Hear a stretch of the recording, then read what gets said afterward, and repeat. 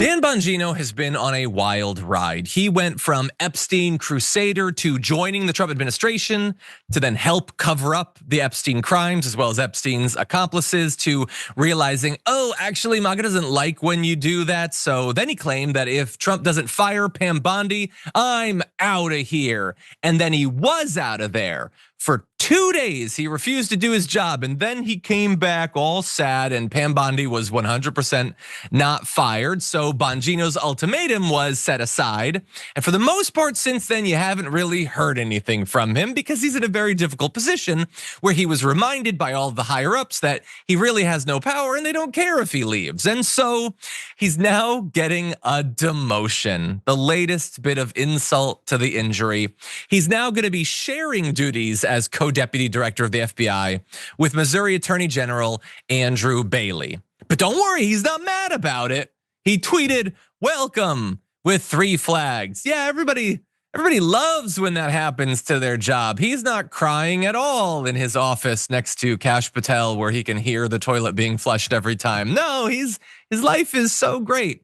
So what's this about? Why are they bringing this guy in? Well, Andrew Bailey is a total Trump toady. He's a reliable ideological ally of Donald Trump's, and he's also was the Missouri Attorney General. So in theory, he actually has a little bit of experience that lends itself to the job, which Dan Bongino very much did not. And so it could be that this is the end of the humiliation tour of Dan Bongino, or it could be this is just a pretext to him going back to his podcast again a month or two, being evicted from the administration, and then he can work to try to win MAGA back over, which I will remind you, he kind of tried to do a few weeks ago in a very vague way. So he put up this long message. Remember, this is when people are mad at him because he was covering up for the most notorious sex predator in American history. And he goes on to say, "What I have learned in the course of our properly predicated and necessary investigations into these aforementioned matters," he's definitely looking up vocabulary words, "has shocked me down to my core. We cannot run a republic like this. I'll never be the same after learning what I've learned." When the deputy director of the FBI is writing tweets like it's a YouTube clickbait thumbnail, you know that he's going super hard trying to win people back over. What he's doing there is saying, so like I used to talk about the deep state and how I was gonna root it all out. Well, now I'm part of the deep state and I'm not cool anymore. So what if there was a deeper state? And I'm never gonna tell you who it is, what it's about. You got nothing, it's super vague. It does leave me, Sabrina, with one final follow-up question though. Where them Epstein files at, Dan? I know you're not doing much the last couple weeks. Could you see fit to spend a few minutes releasing the files? But I don't think he's gonna do that because no matter how many references to the deep state he might make, he is still an active participant in the cover-up of Epstein's crimes and Maxwell's crimes. Is Dan Bongino saying anything about Ghislaine Maxwell being moved to a cushy new little resort to stay at? No, because he's in on the cover up. He's just in a very pathetic way trying to distract MAGA from that dark realization. What do you make of this? I think it's interesting that a lot of conservative Republican voters, that this is the issue, the party of family values and pro-life. They don't care as much about families violently being torn apart and terrorized by ICE right now. But the Epstein files is where, they choose to hold their elected officials like feet to the fire. Not all of them, but some. So it's interesting that this is more of a top priority. And if this is what it takes to, finally turn on them, then I'm gonna take the win. But I hope they continue to, be banging at his door and at the very least ask for the release of those files.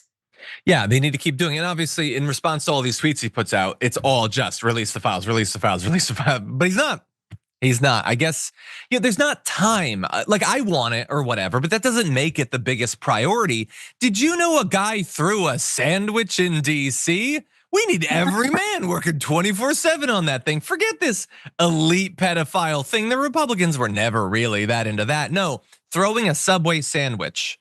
That's the truth. We need a hero right now because of those heroes. Anyway, With that said, let's jump to one other thing that maybe could bear fruit. So the House was experiencing a lot of pressure too to pretend to be taking the Epstein thing seriously.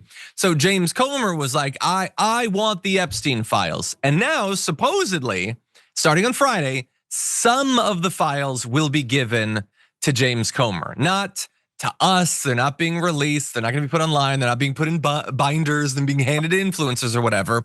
Some are being given to one of the most corrupt members of the Republican caucus.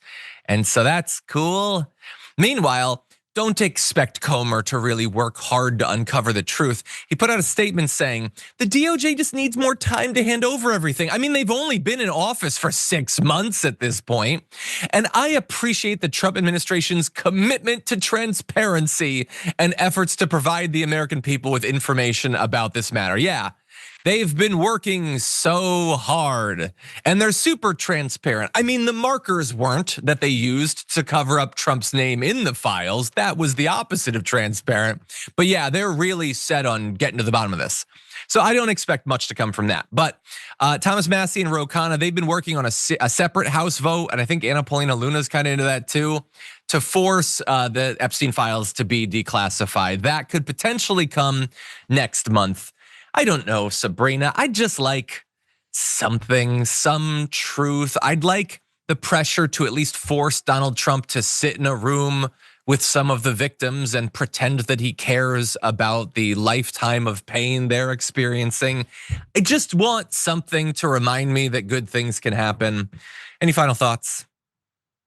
I think that, they're just holding on to those Epstein files because they just have to spend so much more time redacting them because they know that, all their pals are in there. They know Trump is in there. So it's no surprise that Trump does not want these to get out. But what bothers me is that the people who voted for him, the conservatives who care so much about the Epstein files, if you care about sex crimes, why did you elect Trump? Why did you not believe all of the women who have already spoken out about him? You don't actually care about sex crimes if it gets you, if it gets you what you want, because your leader is one of like the biggest sex pests of them all, and they're perfectly fine with it. So I am a little bit confused by the hypocrisy. Yeah, they are. They're perfectly fine with it. They love him. They don't care. They don't care about the accusations against Hegseth, the variety of different guys in the White House that have been accused of harassment and assault and beating women. It's never bothered MAGA at all. If you enjoyed that, then make sure that you never miss another video by subscribing. And if you want a little more, consider hitting the join button and becoming a member. So you're probably wondering, why would I do that? Well, when you do that, you get access to bonus content that I make every single week, and it's a lot of fun. You get custom emojis and more. If you join at tier 3, by the way, you even get access to a monthly member hangout with myself. And you'll get all that going forward, but you'll also unlock years of the back catalog. That is literally 100 or more bonus clips and top 10 lists and debates and more. So what are you waiting for?